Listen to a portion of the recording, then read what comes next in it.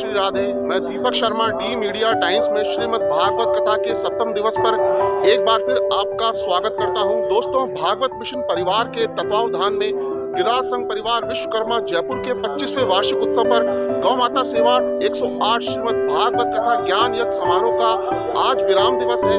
दोस्तों, हम आपको बता दें कि आज भागवत कथा के अंतिम दिवस पर परम श्रद्धेय आचार्य मृदुल कृष्ण गोस्वामी जी महाराज अपनी मधुर वाणी से मंगलवार 9 जनवरी को सुदामा चरित्र, नव योगेश्वर संवाद, परीक्षित मोक्ष की कथा सुना रहे हैं और इसके बाद फूलों की होली खेली जाएगी। इसके साथ ही 7 दिवसीय श्रीमद् भागवत कथा की पूर्णाहुति होगी। इस मौके पर हाथोज बालाजी धाम महंत व विधायक बाल मुकुंदाचार्य कथा श्रवण करने पहुंचे हैं। इससे पहले सोमवार को हुई कथा में गोविंद देव जी मंदिर के महंत अज्ञान कुमार गोस्वामी जी ने भागवत की पूजा की। इस मौके पर प्रदेश के मुख्यमंत्री भजन लाल शर्मा की धर्मपत्नी गीता शर्मा भी कथा श्रवण करने पहुंची थी, जहां उन्होंने महाराज जी से आशीर्वाद लिया। दोस्तों, हम आपको बता दें कि 10 जनवरी बुधवार को अजमेर दिल्ली रोड स्थित बिलोची में राधा रानी गौशाला में भजन सत्संग का आयोजन रखा गया है, जिसमें गुरुजी भक्तों को आशीर्वाद देंगे। हम आपको बता दें कि बिलोची स्थित राधा रानी गौशाला जाने के लिए वाहन सुविधा भी रखी गई है। जो भी भक्त राधा रानी गौशाला बिलोची जाना चाहते हैं वह सुबह 9 बजे भवानी निकेतन के पास स्थित चौमू पुलिया उपस्थित हुए। दोस्तों, यदि अभी तक आपने हमारा चैनल सब्सक्राइब नहीं किया है तो सब्सक्राइब जरूर कर लें और वीडियो को लाइक और शेयर करना ना भूलें। राधे राधे।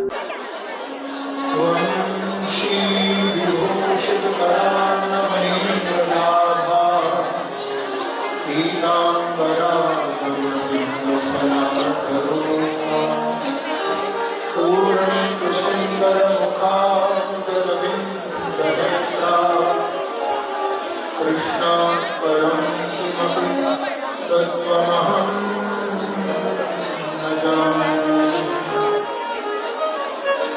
श्रीमाते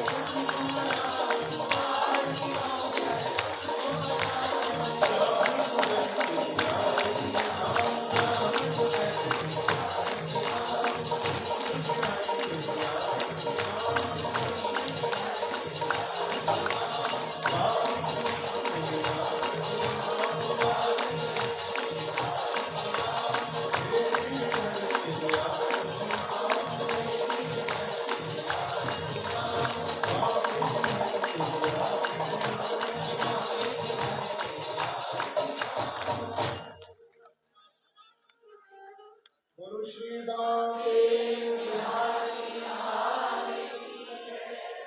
बाल कृष्ण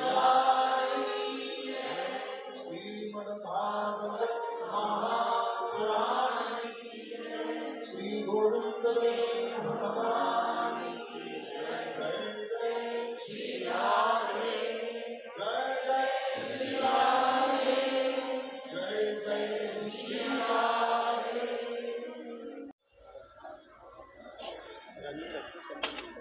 श्री रुक्मणी जी जब द्वारिका में आई, बड़ी प्रसन्नता हुई। भगवान की 3 शक्ति हैं।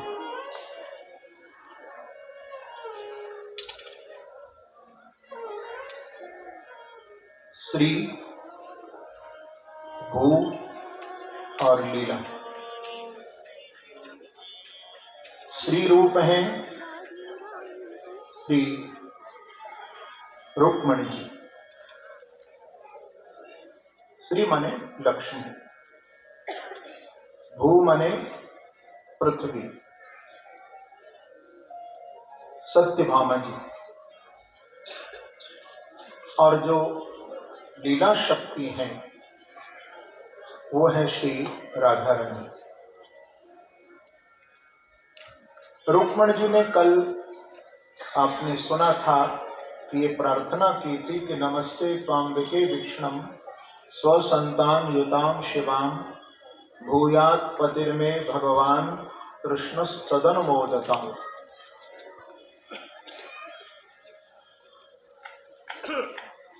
कहा था कि आप हे मां गौरा अपने पुत्र श्री गणेश जी के साथ आप इस मंदिर में विराजित हैं। गणेश के सहित मैंने आपकी पूजा की है। मां, नमस्ते त्वाम्बिके विष्णम स्वसंतान युताम शिवाम भूयात पतिर्मे भगवान कृष्णस्तदन मोदता। आप मुझे भगवान कृष्ण बांकी बिहारी जी को प्रदान करें। वैष्णव सिद्धांत के अनुसार देवी देवताओं की पूजा कोई वैष्णव भक्त कर सकता है, उसमें कोई रुकावट नहीं,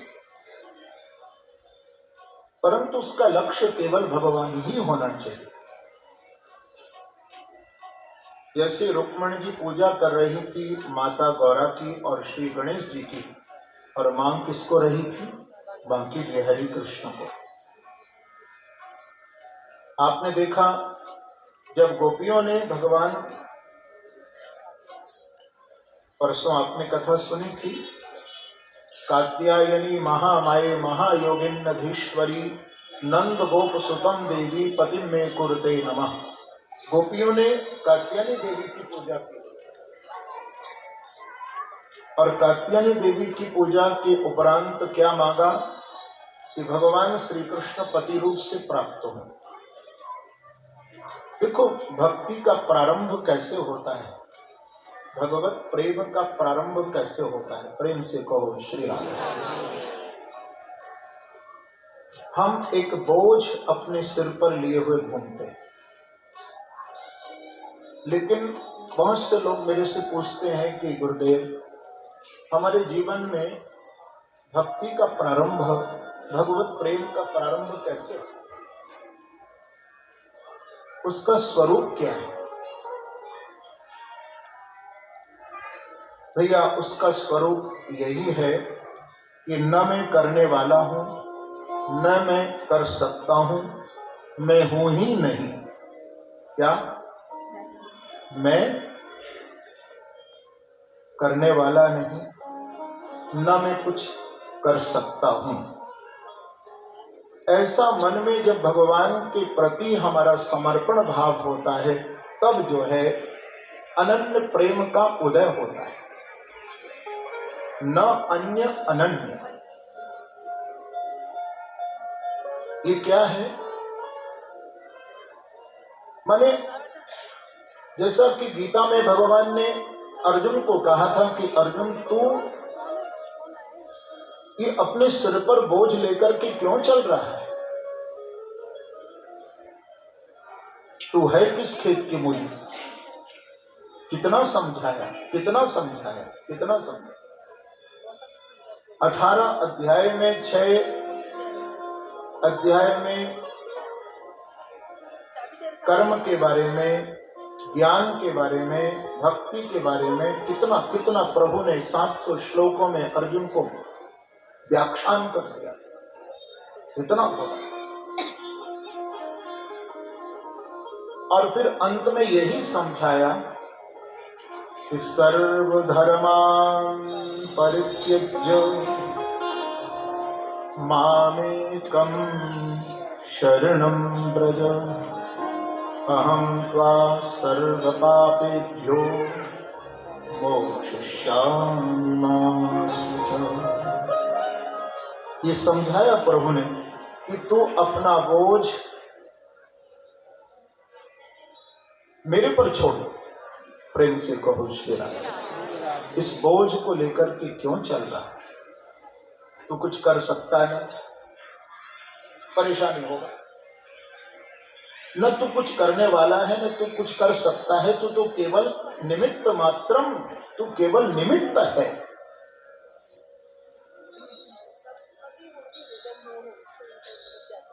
अपने को तू निमित्त मान। न मैं करने वाला हूं, न मैं कर सकता हूं। ये भाव अपने अंदर जब तक तेरे नहीं आएगा, तब तक अनन्य प्रेम का उदय हो ही नहीं सकता है।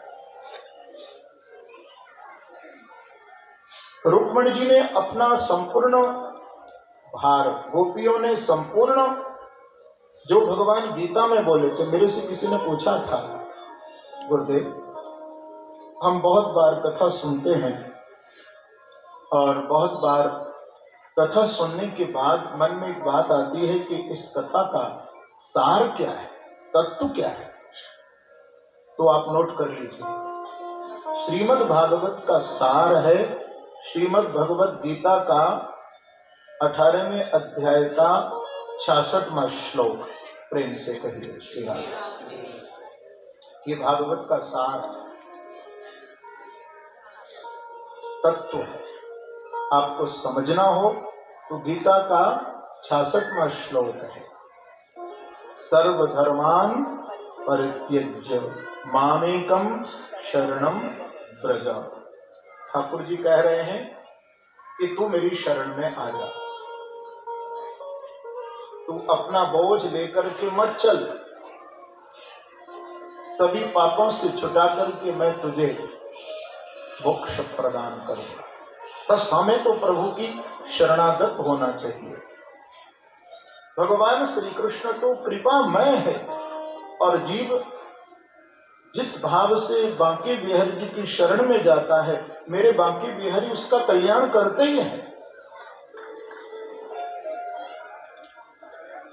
आप देखिए, गंगा में गंगा की धार बह रही हो, आप गंगा का स्नान करने के लिए जाएं और गंगा में यदि आप सामान्य पानी, सामान्य जल जाकर के यदि मिला देंगे, वो क्या बन जाता है? गंगा। सामान्य पानी भी जाकर के आप गंगा में मिला देंगे तो वो फिर पानी पानी नहीं रहता, वो तो गंगा जल होता है। गंगा जल बन जाता है, उस जल की तरह पवित्र हो जाता है। तो अपवित्र जीव कब तक है? जब तक श्री बांके बिहारी जी से उसने कोई संबंध नहीं जोड़ा, तब तक अपवित्र है। श्री कृष्ण है। इसलिए कहते हैं कि इस चित्त रूपी दर्पण को थोड़ा साफ करके रहा करो। जैसे घर में तुम शीशा को साफ करते हो, चेहरा नहीं दिखाई देता, थोड़ी थोड़ी देर में हम देखते हैं वह मिट्टी नहीं होती, धूल नहीं होती, फिर भी धूल आ जाती है। ऐसे ही जो हमारा ये चित्त है, ये भी एक मिरर है, एक दर्पण है, और जिस पर जन्म जन्मांतरों की वासनाओं की कामनाओं की जो धूल है वो बार बार जम जाती है। इसलिए इस धूल को साफ करने के लिए चेतो दर्पण मार्जनम, भगवान के नाम रूपी उस पोचा से साफ करना, उस कपड़े से बार बार साफ करो। क्योंकि भगवान का जो नाम है ये हमारे चित्त को शुद्ध करता है। प्रेम से कहिए श्री राम। चेतो दर्पण मार्जनम, इसका मार्जन करता है, इसको साफ करता है।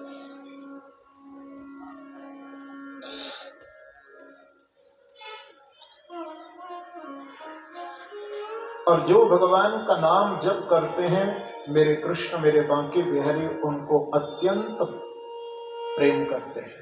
एक बार का प्रसंग है कि भगवान हस्तिनापुर से अर्जुन को साथ लेकर के आए थे द्वारिका।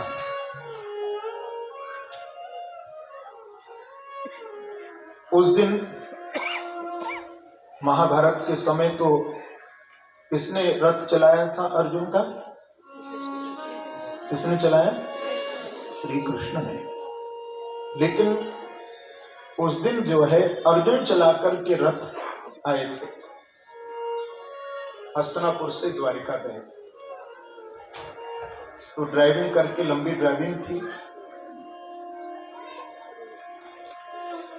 तो ड्राइविंग करके लंबी आए थे तो थकावट हो गई। लंबी ड्राइविंग करके आप आओ तो आप देखना भूख भी ज्यादा लगती है। प्रेम से कहो, मुझे भी आती है ड्राइविंग करना, ऐसा नहीं। प्रेम से कहो श्री राम।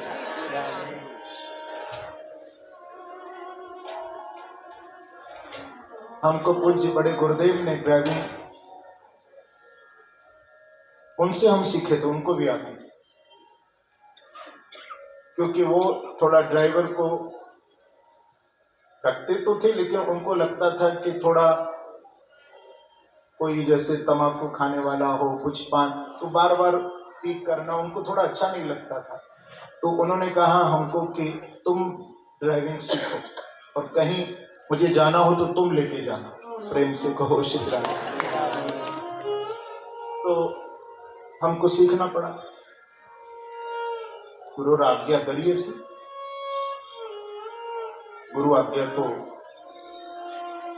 मानना ही चाहिए। तो हुआ ये, देखो जो गाड़ी चलाने वाला होता है, ड्राइविंग सीट पर जो बैठा होता है, जब भी बैठो तो उसको प्रणाम करके बैठना। प्रेम से कहो श्री राम। आप लोग कहेंगे क्यों? बोले वो साक्षात भगवान का स्वरूप होता है। जैसे इस संसार की गाड़ी को मेरे प्रभु चलाते हैं ना, ऐसे ही वो भी तुम्हारी गाड़ी चला रहा है। कहीं एक्सीडेंट न मार दे।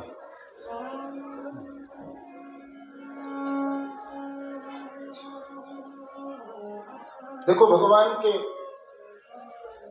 हाथ में जब भगवान प्रकट हुए थे हितमद्भुतं बालकमं भुजक्षणं चतुर्भुजं शङ्खगदायुधायुधं श्रीवत्सलक्ष्मं कलशौघकौस्तुभं पीताम्बरं सान्द्रपयोदशौभगम्। जब मेरे इस बालकृष्ण प्रकट हुए थे उस समय भी प्रभु ये 4 चीज लेकर आए थे, शंख चक्र गदा और पद्म। भगवान के हाथ में क्या क्या है? शंख है, चक्र है, गदा है, पद्म है। तो जो ड्राइविंग सीट पर ड्राइवर बैठा है उसके हाथ में भी चारों हैं। शंख माने हॉर्न, प्रेम से कहो श्री राम। हॉर्न बजाता वो शंख। चक्र स्टीयरिंग है, घुमाता है। गदा गियर होता है और पदम एक्सीलेटर नीचे। चारों चीज ड्राइवर के हाथ में होती। तो पहले जब गाड़ी में बैठो तो ड्राइवर को प्रणाम करना, तो आपकी गाड़ी ठीक प्रकार से वो चलाएगा। हम जैसे भगवान को प्रणाम करते हैं, उनको याद करते हैं, तो हमारी संसार में भी गाड़ी ठीक प्रकार से चलती है। आप सब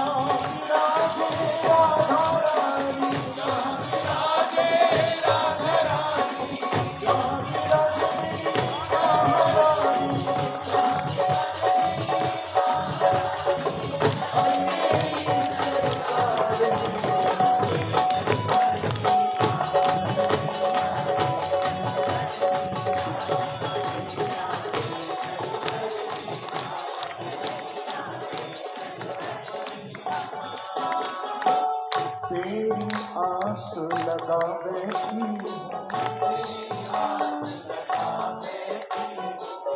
अखियां खूब थका बैठी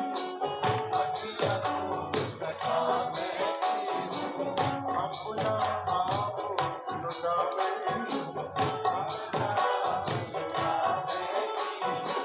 सावरिया में तेरी रागनी सावरिया में तेरी रागनी सावरिया में तेरी रागनी सावरिया में तेरी रागनी तू मेरा मल्हार नैया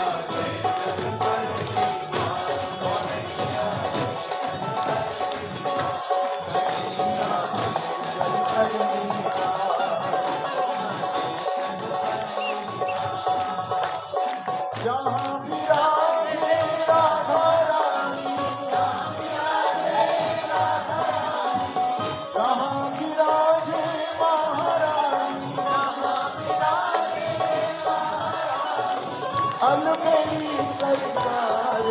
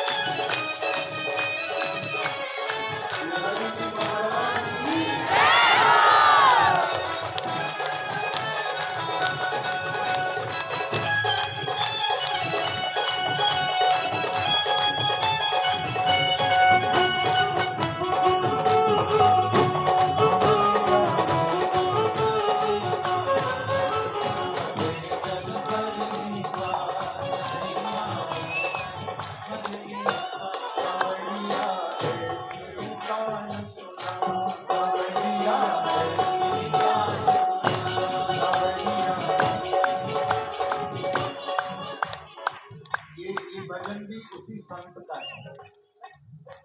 सवरिया ऐसी कान सुना सवरिया ऐसी कान सुना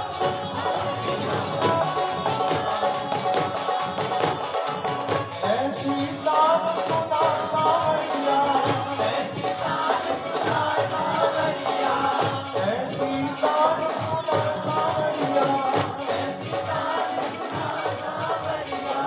मैं नाचूं तू गा सवरिया ऐसी कान सुना सवरिया सवरिया ऐसी कान सुना सवरिया रस की धार बहे तन मन में रस की धार बहे रस की धार बहे तन मन में रस की धार बहे अनुपम प्रेम जगे जीवन में अनुपम प्रेम जगे जीवन में अनुपम प्रेम जगे जीवन में अनुपम प्रेम तेरी याद ना बिसरे एक पल तेरी याद ना बिसरे एक पल तेरी याद ना बिसरे एक पल तेरी याद ना बिसरे एक पल ऐसा मस्त बना सवरिया ऐसी कान सुना सवरिया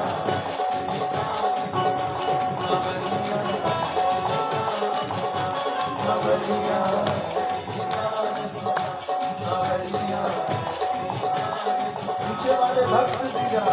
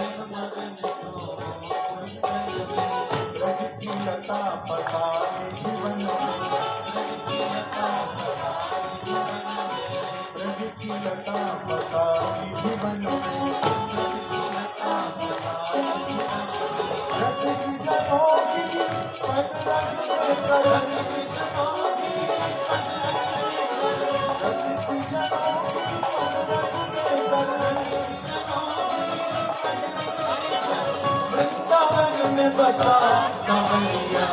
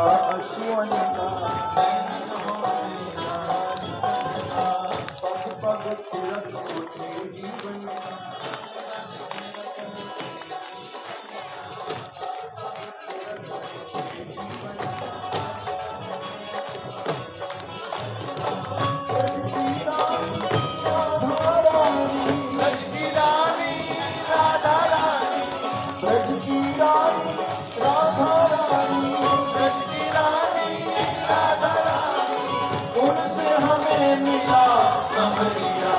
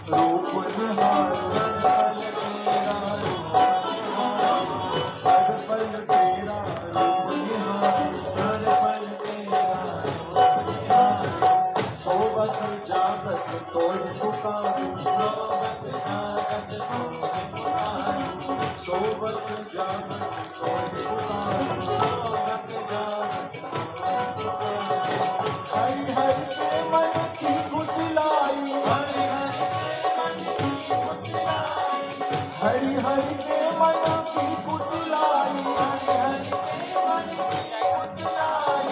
प्रेम की ज्योति जगा सवरिया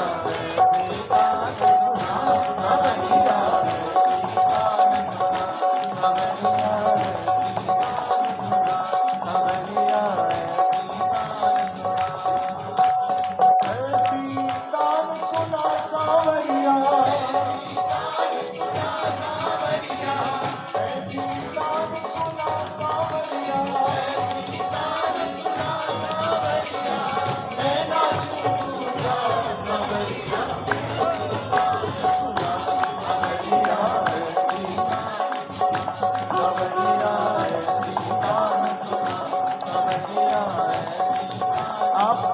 हाथ में हो इससे दोनों हाथ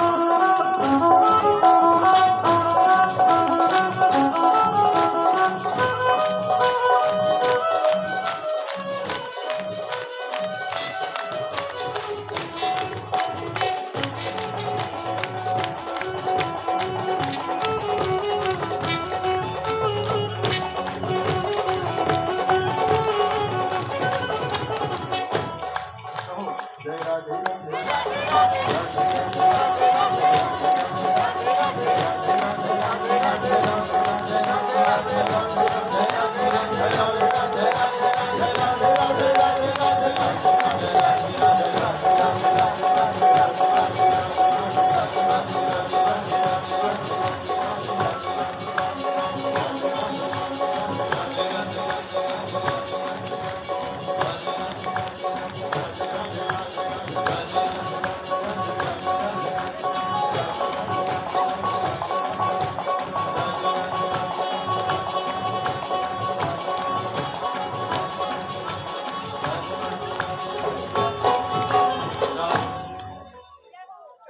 कहने से पत्नी ने कहा कि महाराज, मैं देखती हूँ कि एक समय का हमको भोजन भी प्राप्त नहीं होता है, तो आप अपने मित्र कृष्ण के द्वार पर मांगने क्यों नहीं जाते हो? सुदामा जी ने कहा कि मांगने क्या जाना? बोले आप मांगने मत जाइए, अपने मित्र का दर्शन कराइए। बोले हाँ, दर्शन करने जाऊंगा, पर घर में कुछ भेंट करने को है? तो पात्र सारे खाली पड़े, एक चावल का दाना तक नहीं था। पीछे से गई निकल करके याचित्वा चतुरो मुष्टिम विप्रान पृथक तंडुलान, 4 घर पृथक पृथक 4 घर गई और 4 मुट्ठी चुड़वा लेकर के आई। सुदामा जी का एक पटा दुपट्टा उसकी 4 तय करके फिर 8 तय करके छोटी सी पोटली बना करके अपने पति के हाथ में दी और कहा कि मेरी ओर से द्वारकानाथ को ये भेंट कर देना। लेकर के सुदामा जी महाराज उस पोटली को जब चले तो चलते चलते सांझ हो गई, पर द्वारिका नहीं पहुंचे, क्योंकि पहली बार द्वारिका जा रहे थे, उनको मालूम भी नहीं है कि कहाँ द्वारिका है। देखिए, बात बड़ी समझने की है, बहुत गंभीरता से इस बात को समझना, क्योंकि कभी कभी लोग जो भजन करने वाले होते हैं वो भी थोड़ा शंकालु होते हैं, शंकास्पद होते हैं। कहते हैं हम भजन कर रहे हैं तो क्या हमको प्रभु मिलेंगे? कहाँ है भगवान? कहाँ है? कहाँ है? देखिए, ध्यान रखना, तुम गुरुदेव की आज्ञा से चलना तो शुरू करो, मंजिल की चिंता मत करो। व्यक्ति जब आगे कदम बढ़ाएगा ही नहीं तो मंजिल तक पहुंचेगा कैसे? चलना तो पड़ता है ना। आप चलेंगे ही नहीं तो जब हम गुरु निष्ठा से, गुरु मंत्र से हम जब अपनी उपासना को शुरू करते, मालूम तो है नहीं कहाँ है बिहारी जी, कहाँ है मेरे ठाकुर, लेकिन ध्यान रखना, जो नाम जब शुरू कर देते हैं तो फिर गुरुदेव से तो साधन रूप मंत्र प्राप्त होता है, और जब आप चलना शुरू कर देते हैं उस साधना के मार्ग पर, तो साध तक पहुंचाने का काम स्वयं भगवान का ही होता है, मंजिल पहुंचाने का काम ठाकुर जी का है। ऐसा ही हुआ, सुदामा जी को मालूम नहीं था कि कहाँ द्वारिका है, क्योंकि कभी सुदामा जी गए नहीं थे, पहली बार जा रहे थे। जब सो गए, थक गए, तो भगवान ने योग माया को आज्ञा दी कि आप मेरे मित्र को मेरी द्वारिका में पहुंचा दो। तो सोते सोते उठा लिया योग माया जी ने और उठा करके भगवान की द्वारिका में पहुंचा दिया। रात भर द्वारिका में सोए। प्रातः काल का जब समय हुआ तो देखा, आंखें खुली तो चारों ओर महल खड़े हैं। भैया ये कौन से राजा का नगर है? लोगों ने कहा कि ब्राह्मण देवता ये द्वारिका है। भैया थोड़ा मुझे बताओ, इस द्वारिका में मेरे कन्हैया का मकान कौन सा है? हम तो पहली बार द्वारिका में आए हैं। अब कोई भी सुदामा जी को नहीं बता रहा था जब मध्याह्न हो गई तो एक यादव आए, उन्होंने आकर के कहा कि ब्राह्मण देवता आप किसको पूछ रहे हैं? बोले भैया यहाँ कोई कन्हैया का मकान नहीं जानता है।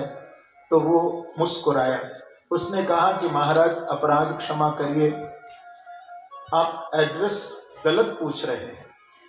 आपको ये पूछना चाहिए कि कृष्णचंद्र महाराज के महल कौन से हैं। आप तो घर पूछ रहे हैं, कौन बताएगा आपको? देखो ये जितने भी प्रासाद खड़े हैं आपके मित्र कृष्ण के हैं। जिस महल में आप जाएंगे वहीं आपको आपके मित्र का दर्शन मिलेगा। ये सामने का जो महल है उनकी सबसे बड़ी रानी है, जिनका नाम है श्री रुक्मणी। आप जाइए, यही आपको मिलेगी। तो सुदामा जी रुक्मणी जी के द्वार पर पहुंचे तो द्वारपाल ने उनको रोका, बड़ी मर्यादा से प्रणाम किया, नाम पूछा और अंदर गए। भगवान पर्यंक पर बैठे हैं। प्रणाम करके उस द्वारपाल ने भगवान को कहा कि शीस पगा न जगा तन में, प्रभु जान आए बसे,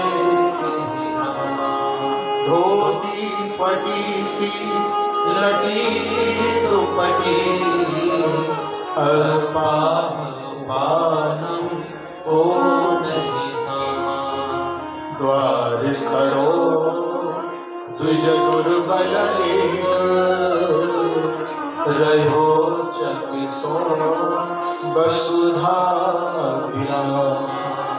पूछत दीन दयाल बतावत आपनो नाम सुदामा। जब सुदामा जी का परिचय दिया और भगवान ने सुना कि हमारे मित्र सुदामा हमसे मिलने के लिए आए हैं, भगवान उस सिंहासन पर जिस पर बैठे थे एकदम कृष्ण कूद पड़े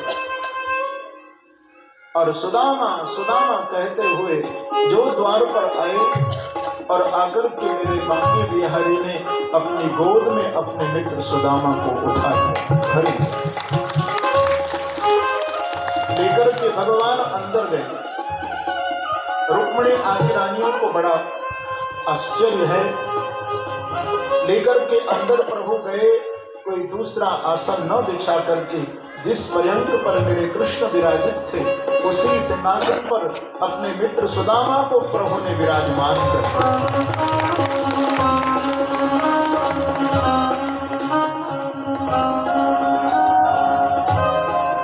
उनके चरणों में प्रभु बैठ गए। मित्र हो तो कृष्ण आपके जैसा, पाद प्रक्षालन करने लगे। आज मेरे घर मेरा मित्र नहीं आया, आज मेरे घर तो एक सद्गुरु आए, मैं उनके चरण धोऊंगा। सुदामा जी के चरण जब भगवान धोने लगे तो सुदामा जी के चरणों की ओर जब प्रभु ने देखा तो उसमें विवाइयां फटी हुई है, कांटे लगे हुए हैं, रक्त बह रहा था। ये दशा जब सुदामा जी की देखी तो भगवान रुक्मणी जी से बोले कि कुछ निकालने के लिए आप लाएं।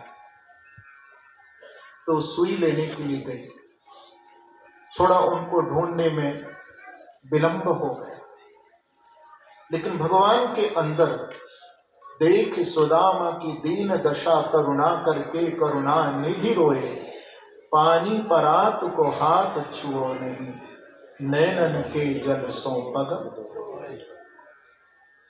भगवान चरण धोने जा रहे थे, कांटे लगे हैं, इतना भी प्रभु को विलंब सहन नहीं हुआ।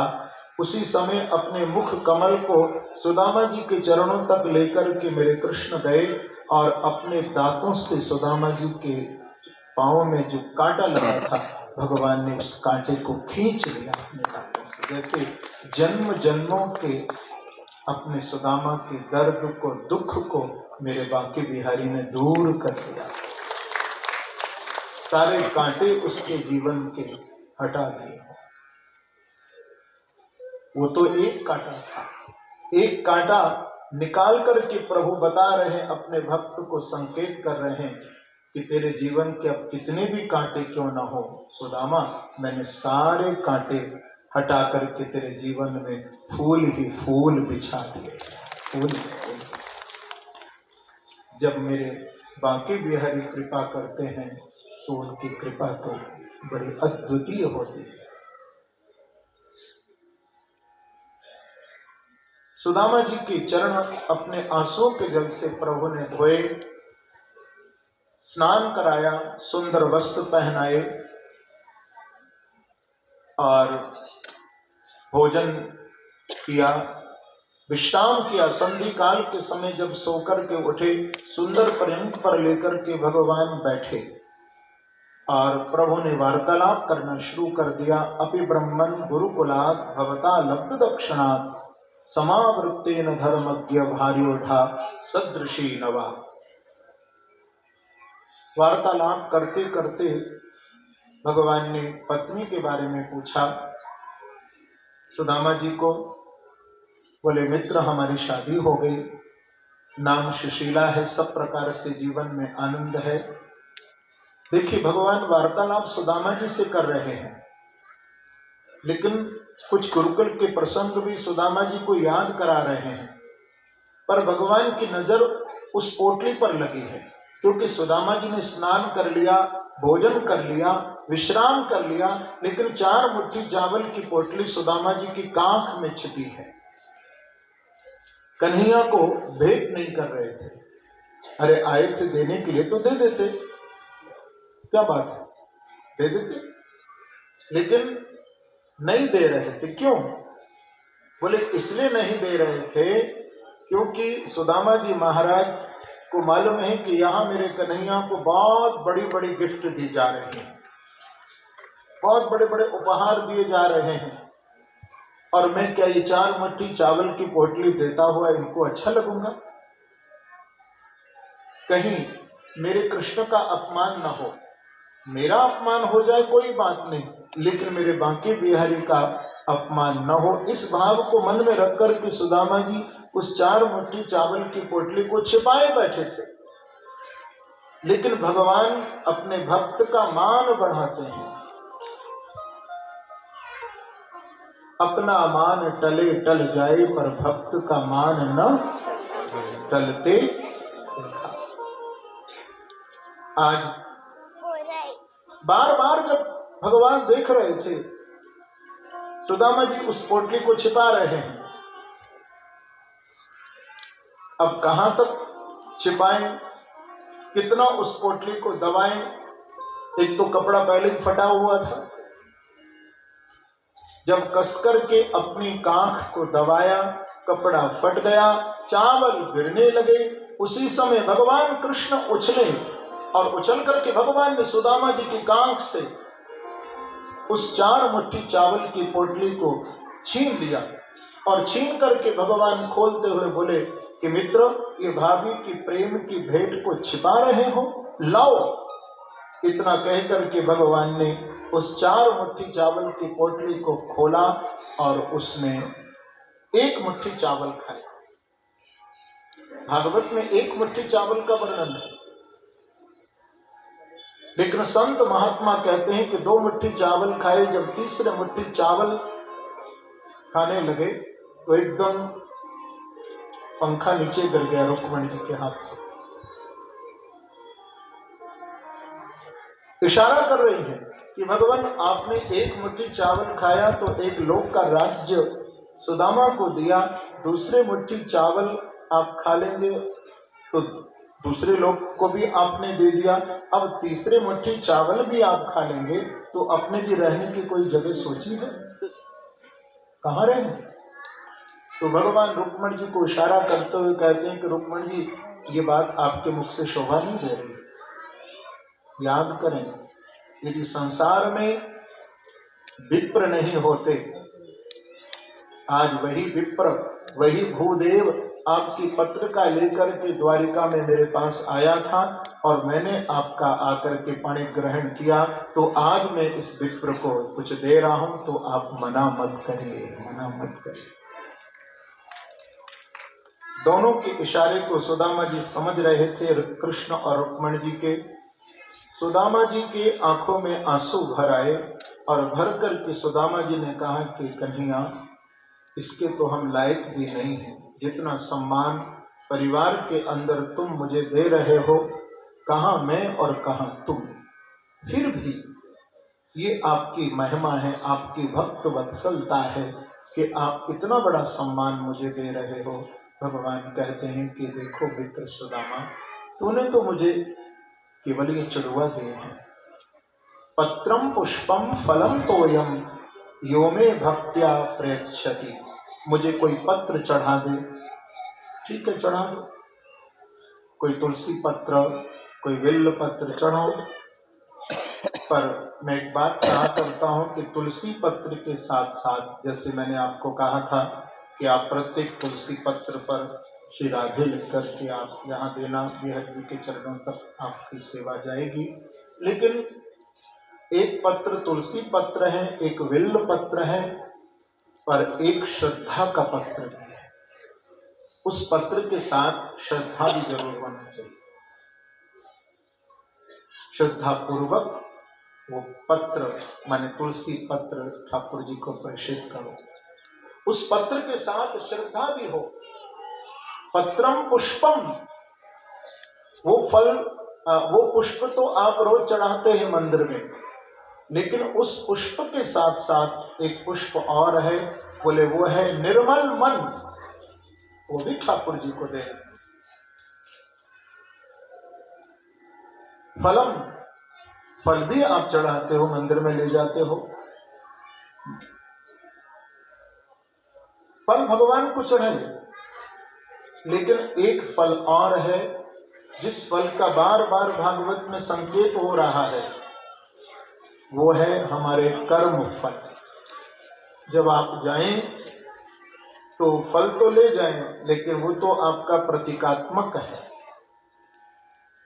पर वास्तव में ठाकुर जी को अपने कर्म फल भी अर्पण करना।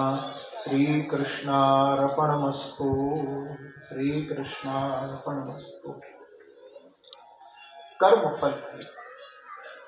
और चौथा है तोयम। तोयम कहते हैं पानी को, संस्कृत में जल को कहते हैं। तो तोयम पानी तो लोटी भर भर करके हम भगवान शंकर पर चढ़ाते हैं, ठाकुर जी को स्नान कराते हैं।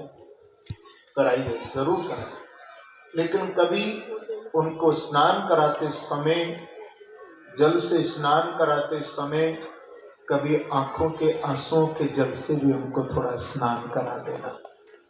क्योंकि संसार के लिए तो कितना आंसू हम बहा देते हैं। थोड़ा भी कुछ हो जाए, दुख की बात हो जाए, तो हमारे आंसू झर झर झर झर गिरने लगते हैं।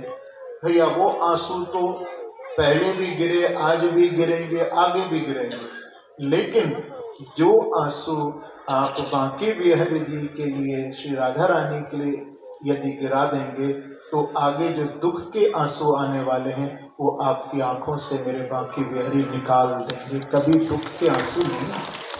जो उनके लिए रोता है वो हमेशा प्रसन्न चित्त रहता है। इस प्रकार से पत्रम पुष्पम फलम तोयम यो में भक्त्या प्रेक्षति। भगवान कहते हैं कि मित्र, तूने मुझे ये चढ़ुआ दिए हैं। तो भगवान ने सुदामा जी पर ना अदृश्य कृपा कर दी। जो कृपा दिखाई नहीं पड़ रही थी लेकिन हो रही थी, बस यही भगवान की कृपा का रूप है। ठाकुर जी की कृपा दिखती नहीं है, हो जाती है। संसार जब किसी के साथ भलाई करता है तो कोई ना देखे तो भी जताया जाता है, हमने आपके साथ ऐसा किया, हमने आपके साथ ऐसा किया।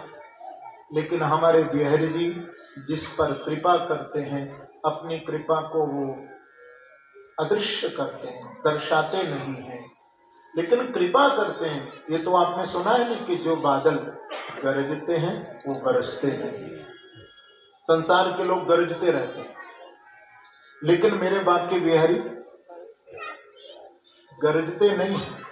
मेरे बांके बिहारी तो अपने भक्त पर कृपा बरसाते हैं, बरसते ही बरसते हैं।